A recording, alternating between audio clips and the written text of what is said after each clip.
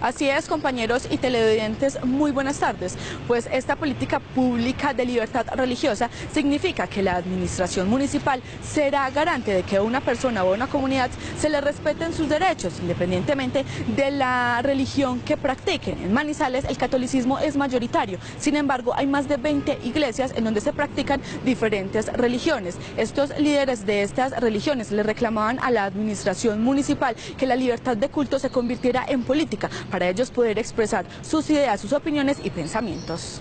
Por primera vez en Manizales se reunieron más de 250 líderes y pastores de las diferentes religiones de la ciudad para ser partícipes de esta política que abrirá las puertas a la creación de proyectos, a la resolución de conflictos y a la no discriminación. Pero solo hasta el 9 de junio del 2017, a través de la resolución 0889, el país avanza en la implementación real de la política pública desde el Ministerio del Interior.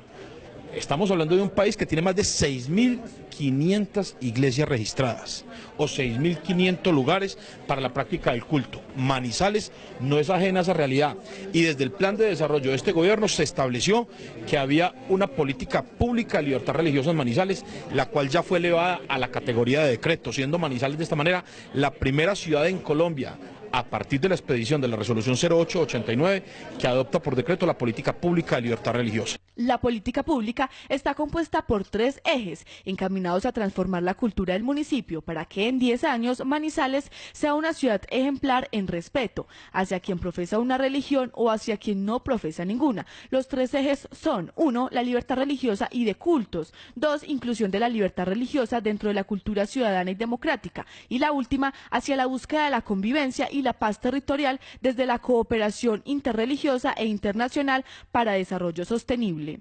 De que una persona sea respetada independientemente del culto que profese. Segundo, que tengan los mismos derechos y garantías que la iglesia de mayor presencia en la ciudad, que no hay duda, es la iglesia católica. Estamos hablando de un país donde el 90% de los colombianos son cristianos y de ese 90%, si ese 90% se lleva al 100%, el 89% de lo que sería el 100% son católicos, luego es una iglesia mayoritaria, pero eso no significa que en un país que tiene cerca de 10 millones de habitantes pertenecientes a otros credos, filosofías o ideologías, estos no merezcan respeto y condiciones de igualdad para la práctica de sus actividades religiosas. Uno de los principales objetivos de esta política es promover y promocionar en la sociedad civil las entidades públicas y privadas y los medios de comunicación a la no discriminación, la tolerancia y la no estigmatización por motivos religiosos.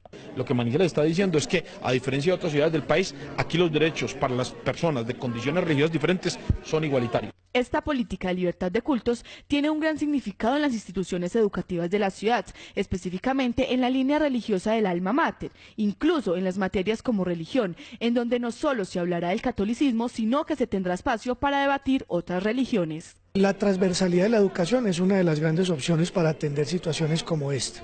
La libertad de cultos se debe establecer como parte de la educación, al menos en Manizales, y nosotros lo estamos tomando como esa opción. La norma nos permite la transversalidad, y por eso, ¿qué es la transversalidad? La transversalidad es que en todas las asignaturas, cuando sea el caso, hablar de libertad de cultos, en este caso, se puede hablar y se debe hablar, para no exclusivizar una asignatura con una especialidad en términos de una religión especial.